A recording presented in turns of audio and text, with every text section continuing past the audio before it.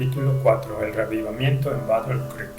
En el otoño de 1892, el presidente del colegio de Battle Creek, W. Prescott, se reunió con su facultad por primera vez antes de iniciarse el año lectivo.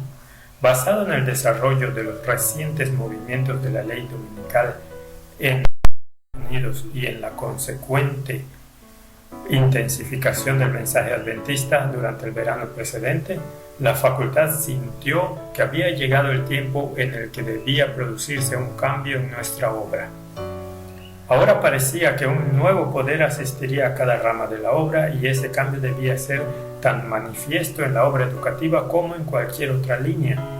Asuntos que en los años anteriores habían merecido gran atención pasaban ahora a ocupar un lugar menos relevante y finalmente comenzaron a presentar ante la comunidad de estudiantes la situación de los eventos mundiales y su necesidad especial a la vista de tales acontecimientos.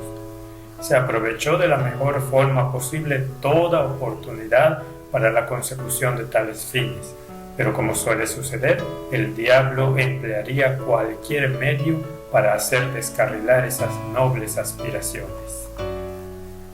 Las cosas continuaron así hasta mediados de noviembre, antes del artículo de Ellen White del 22 de noviembre en la Review, tras lo cual se llamó a Prescott para que participara en la dedicación de los seminarios Union College y Walla Walla. No obstante, antes de ir, Prescott dijo a la facultad que quedaba una labor por hacer antes que llegara la semana de oración del 17 al 24 de diciembre. De lo contrario, el colegio quedaría en gran medida privado de la bendición que Dios había dispuesto para aquella ocasión. Se hizo un decidido esfuerzo por buscar a Dios en procura de su bendición especial, a fin de que su obra se llevara de forma que respondiera a la mente del Espíritu. Como sucede siempre en esos casos, el enemigo pareció esforzarse en crear conflicto en el colegio. El día de Acción de Gracias, dos parejas jóvenes, uno de sus miembros varones era sobrino de Prescott, trazaron planes para darse un paseo clandestino en trineos sin permiso ni supervisión. Faltando solo 2 semanas para la semana de oración y por temor a afectar la moral de los estudiantes, la facultad decidió demorar la acción y orar pidiendo consejo, con el sentimiento de que se avecinaba una crisis y había una necesidad especial de ayuda de parte de Dios. El cuerpo estudiantil se sorprendió.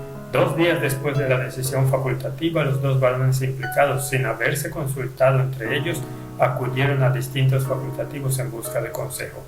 Ambos dieron su corazón al Señor aquella tarde. Prescott describiría más tarde lo sucedido en estos términos. Si bien el hecho era desconocido para los otros estudiantes en aquel momento, parecía constituir una señal que invitaba a un cambio general. Durante la hora de estudio vespertino, estando en sus respectivas habitaciones, a los estudiantes pareció moverles un espíritu al que no se pudieron resistir, de forma que salieron de sus habitaciones en busca de ayuda.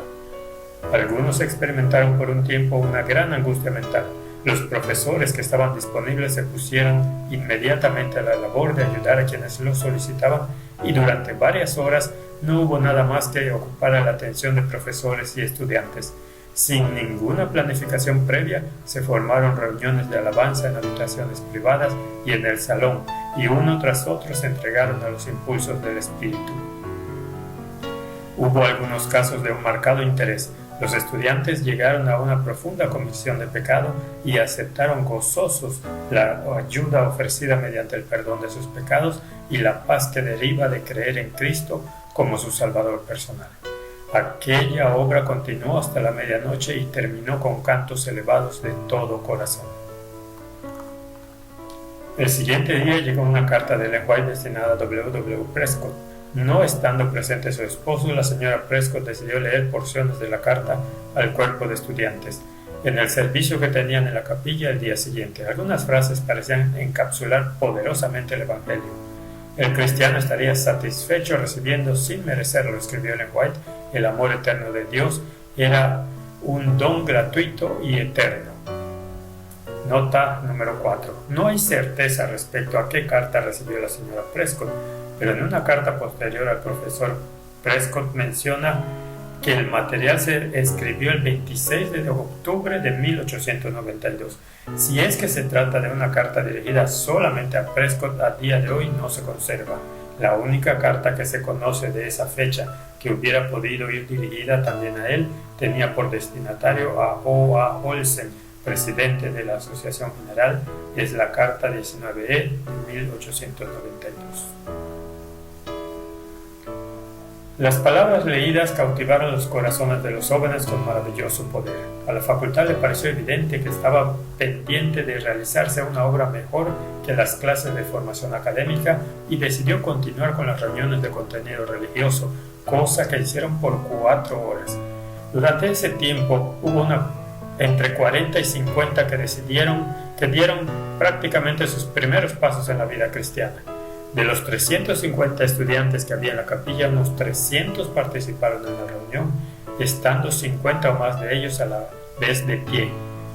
A la conclusión, la práctica totalidad del cuerpo de estudiantes se sintió apelado, lo que resultó en 30 bautismos. No obstante, puntualizó W. Prescott, no hubo excitación, sino que se evidenciaron claramente los profundos impulsos del Espíritu de Dios. El reavivamiento se propagó desde el colegio a la comunidad de Battle Creek a través de los estudiantes que compartían su nueva experiencia. W. Spicer informó así: ha tomado posesión de los creyentes un espíritu de búsqueda del Señor para el derramamiento de su Espíritu Santo, especialmente en el colegio y en la oficina de la Review. Expresó su esperanza de que todos pudieran experimentar algo de los goteos de la bendita lluvia tardía. Está aguardando nuestra demanda y recepción. La Review destacó que la obra no fue el resultado de ningún esfuerzo particular enfocado al revivamiento, sino que pareció surgir en los lugares y en los corazones donde menos se habría esperado. A medida que las personas comprendían el rápido cumplimiento de la profecía en nuestro país y la evidencia de que había llegado el tiempo de dar el fuerte pregón. Se evidenció también que esa misma obra está avanzando en otros lugares del campo, especialmente en Michigan. El refrigerio no ha de estar confinado a ninguna localidad. W.A. Colcord informó que el Señor había estado bendiciendo maravillosamente a su pueblo y que la misma buena obra parece estar brotando y extendiéndose en otros lugares. Citando una carta escrita referente a las reuniones que se hicieron en Graceville, Tennessee, a comienzos de diciembre, el pastor J.W. Scholes dio testimonio de las bendiciones que recibieron jóvenes y mayores. No puedo ponerme a describirlas, solo diré que me parecieron lo más próximo a mi idea sobre el Pentecostés que cualquier otra cosa que haya experimentado jamás. No hubo el más mínimo espíritu de fanatismo, tampoco excitación, sino que parecía que pasara sobre y a través de toda la congregación una oleada tras otra de la gloria y el poder del Espíritu de Dios. W.C. Wilcox compartió la carta de un estudiante de 15 años que se había convertido justamente en aquellas reuniones. Escribiendo a casa tras aquella experiencia, compartió las buenas nuevas. Padre, he entregado mi corazón al Señor. Cuán agradecido me siento. Sé que el Espíritu de Dios obró con poder el pasado sábado, 10 de diciembre de 1892. La lluvia tardía está aquí y hemos tenido algo de ella en Graceville. Continuaron llegando otros informes procedentes de varios estados, así como de otros lugares en el mundo. W. Reed habló sobre reuniones que tuvieron lugar en el mismo tiempo en Springfield, Tennessee. El poder y la gloria de Dios fueron mayores de lo que jamás hubiera percibido con anterioridad, proclamó. La última parte de la reunión fue extremadamente gloriosa y continuó hasta bien entrada la noche. Ciertamente tuvimos algo de la lluvia tardía en aquella buena asamblea. M.C. Wilcox compartió informes desde tan lejos como Constantinopla, mostrando la forma en que Dios está obrando en favor de su pueblo y cómo está siendo derramado sobre su pueblo el Espíritu del Señor. Pedid a Jehová lluvia en la estación tardía. 19 de diciembre de 1892. Esa coyuntura no significó el final del reavivamiento, que continuó fortaleciéndose durante la semana de oración que se hizo del 17 al 24 de diciembre. Durante la misma se compartieron presentaciones vespertinas en las iglesias adventistas en todo el campo. Escribiendo pocos días antes que comenzara, O.A. Olsen advirtió a los miembros en todo lugar a que pusieran un esmero especial en reunirse siempre que fuera posible con la iglesia o compañía de guardadores del sábado más próxima durante ese periodo especial. Esperamos que en este tiempo sean derramadas sobre nuestro pueblo grandes bendiciones del Señor. En la noche en que se inició la semana de oración, se compartió con el adventismo en todo el mundo la presentación de O.A. Olsen, que se había escrito antes de noviembre. En ella se llamó la atención de todos a los últimos encuentros campestres y a otros encuentros generales que aportaron la evidencia de que el mensaje está creciendo, que está a punto de avanzar con poder y que la tierra pronto va a ser alumbrada por su gloria. En consecuencia, debían procurar y esperar el derramamiento del Espíritu Santo de Dios. Nota 15. El citado es uno de los numerosos ejemplos que demuestran la percepción reinante de haber llegado el tiempo del fuerte pregón y del comienzo de la lluvia tardía antes de publicarse el artículo de Ellen White el 22 de noviembre en la Review. Al acercarse al final de la semana de oración, el colegio de Battle Creek hizo la última reunión en la capilla antes de la pausa invernal. Durante la sesión matinal de oración, W. Prescott, quien había regresado ya al campus tras sus viajes por el este, sintió una profunda convicción de que debía hacer una confesión por algunos asuntos en el pasado. Teniéndose ante el cuerpo de los estudiantes, Prescott leyó una porción de un testimonio recibido recientemente. Rompiendo a llorar incluso mientras leía, el concienzudo Prescott confesó con franqueza su pasada timidez en responder a la nueva luz, la justicia por la fe. Aunque un año antes se había arrepentido por no haber aceptado decididamente el mensaje de Minneapolis, ahora se sintió movido a profundizar en su arrepentimiento. Prescott declaró posteriormente que jamás había conocido una experiencia similar. Parecía descansar sobre todo corazón un sentimiento tal de nuestra rematada pecaminosidad, de nuestra situación desgraciada y de la inmensa pecaminosidad del pecado, así como de nuestra necesidad de esa ayuda que viene al aceptar a Cristo y su plenitud. Personalmente nunca he conocido un horror de pecado como el que se posesionó de mí en aquella ocasión, y otros tuvieron el mismo sentimiento. Como resultado de la emotiva confesión de Prescott, los estudiantes se conmovieron de nuevo y aunque estaba previsto que las vacaciones comenzaran aquel mediodía, la reunión continuó hasta las 6 de la tarde.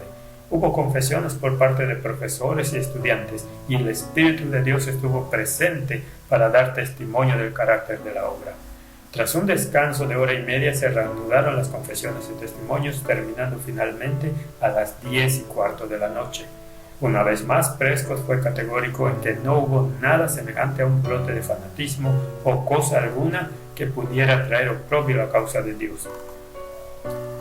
Todos lo reconocieron como la obra del Espíritu, quien seguía siendo el consolador mientras convencía de pecado. Después de la semana de oración, Prescott escribió un informe sobre todos los eventos que habían tenido lugar en el colegio y lo compartió no solo con el equipo del colegio y de la facultad de Battle Creek, sino con educadores por todo el país. Prescott envió copia a Ellen White, que estaba en Australia, expresando alegría por los tiempos providenciales de refrigerio. Oímos informes procedentes de todos los sitios indicando que Dios está obrando en favor de su pueblo de un modo muy especial. Estamos cobrando nuevas fuerzas y oramos diariamente por la lluvia en la estación tardía.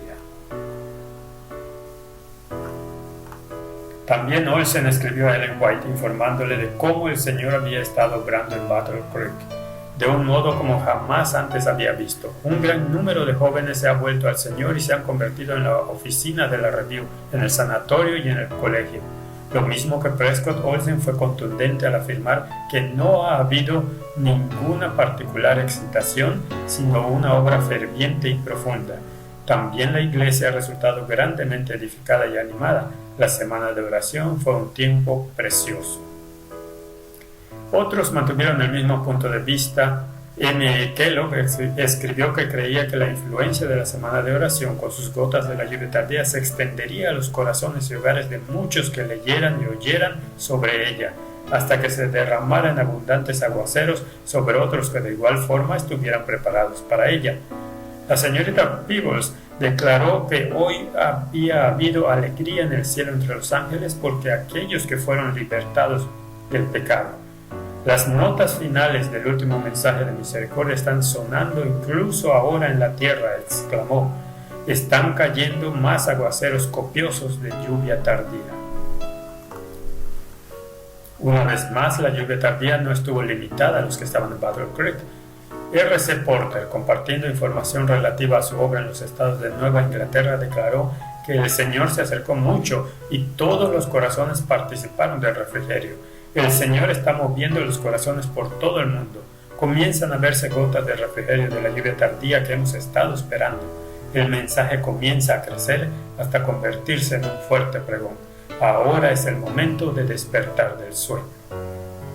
No obstante, escribiendo acerca de las reuniones de la semana de oración en la Academia de South Lancaster, Porter fue también claro en que no hubo excitación, sino que el Espíritu Santo estaba obrando eficazmente en respuesta a las oraciones de fe que ascendían de corazones creyentes.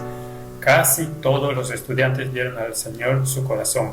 Era realmente bueno encontrarse allí, y cuando el tierno Espíritu de Cristo cayó sobre su pueblo, todos los corazones resultaron reconfortados y fluyeron alabanza y gratitud de regreso al dador de todos los bienes, a partir de corazones que se alegraban con un gozo que era indescriptible y estaba lleno de gloria.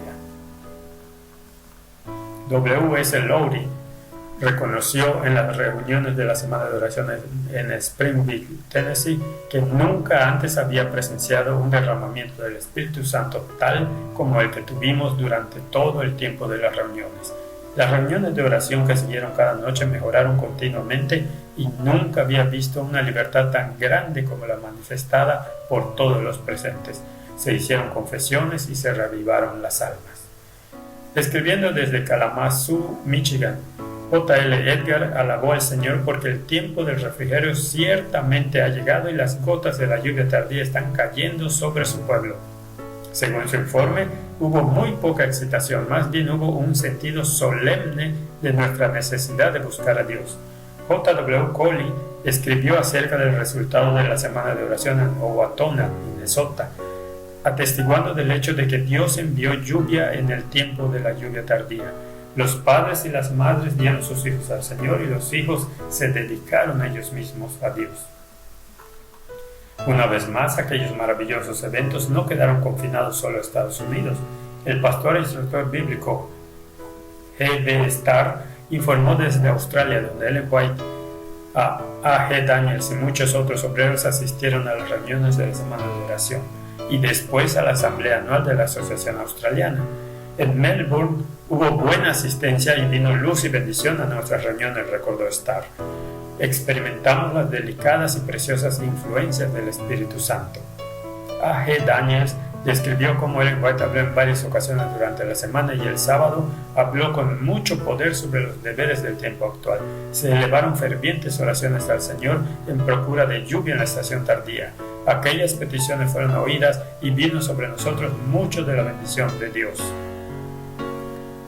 Por aquel tiempo, G.B. Starr escribió a A.T. Jones, informándole de que la hermana White afirma que hemos estado en el tiempo de la lluvia tardía desde la asamblea de Minneapolis. Nota 29. No obstante, George Knight, procurando refutar los eventos genuinos de 1892 y 1893, sugiere que son el resultado meramente de la excitación, extremismo y fanatismo creados por A.T. Jones y W.W. Prescott.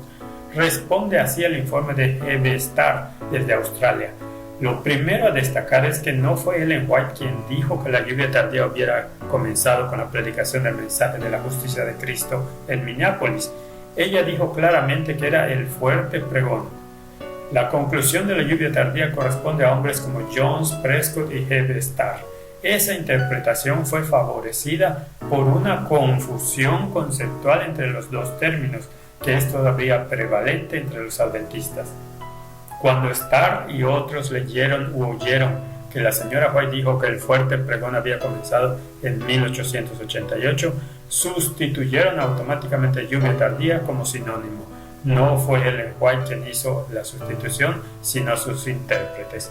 Anglicense, páginas 126 a la 128. Knight sostiene pretensiones similares en otros lugares. Afirmó Ellen White que la lluvia tardía hubiera comenzado, sea en 1888 o alrededor de la Asamblea de la Asociación General de 1893. No, que nosotros sepamos en el registro de sus escritos. Por otra parte, ciertos predicadores, entre ellos A.T. Jones, F. Starr y W. Prescott, transformaron la declaración que ella hizo en noviembre de 1892 de haber comenzado el fuerte pregón en la idea de que había comenzado la lluvia tardía. Y sobre Jones y Prescott, Knight continúa diciendo: debemos enfatizar de nuevo que ni Jones ni Prescott eran guías totalmente confiables en asuntos del Espíritu Santo en el tiempo de las reuniones de 1893. Pero no hay razón para dudar acerca de lo que F. Starr informó como siendo una declaración verbal de Ellen White, puesto que fue la propia disposición de Dios como estuvo trabajando con ella en Australia, y el carácter de su labor no da pie a cuestionar su veracidad. Por otra parte, la propia Ellen White confirmaría en publicaciones posteriores la validez de la declaración de Starr. Consideraremos en mayor detalle este punto en capítulos sucesivos de este libro. Por ahora baste citar que, mientras que Knight cuestiona la declaración de Starr sin prueba alguna en su contra, él mismo cita profusamente a Dan Jones como si fuera una autoridad a propósito de la posición de Ellen White sobre los pactos, contrariamente a las claras afirmaciones de ella misma al respecto.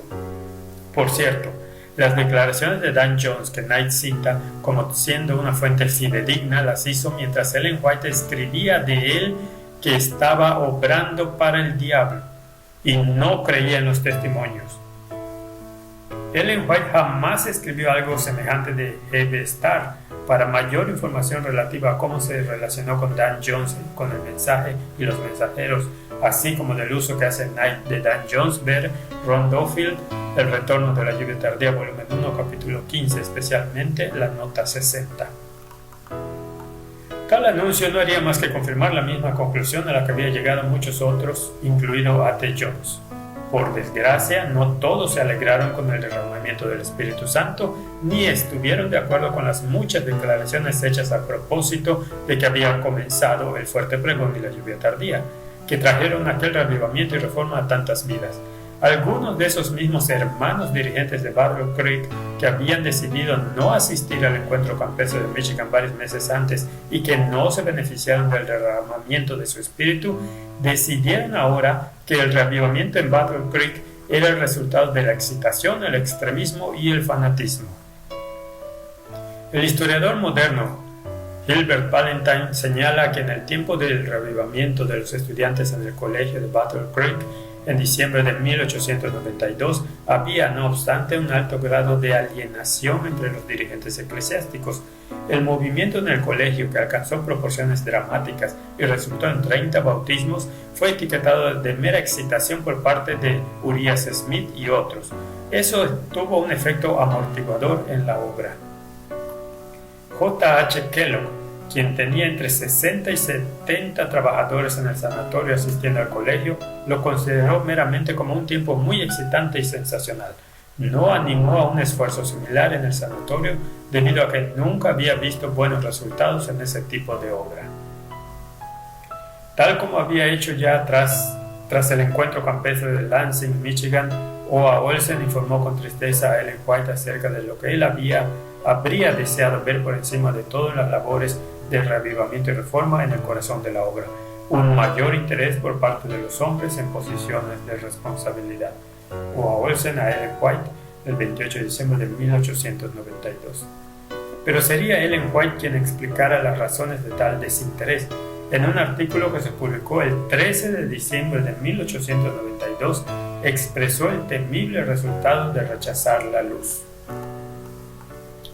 En el tiempo del fuerte pregón del tercer ángel, aquellos que han estado en cierta medida cegados por el enemigo, que no se han recuperado de la trampa de Satanás, estarán en peligro, ya que para ellos será difícil discernir la luz del cielo y estarán inclinados a aceptar la falsedad. Su experiencia errónea afectará a sus pensamientos, decisiones, propuestas y consejos. Las evidencias que Dios ha dado no serán evidencias para aquellos que han cegado sus ojos al elegir las tinieblas en lugar de la luz. Tras haber rechazado la luz, producirán teorías que ellos llamarán luz, pero que el Señor llama chispas encendidas por ellos mismos, y serán las que dirijan sus pasos. Review and Herald, 13 de diciembre de 1892.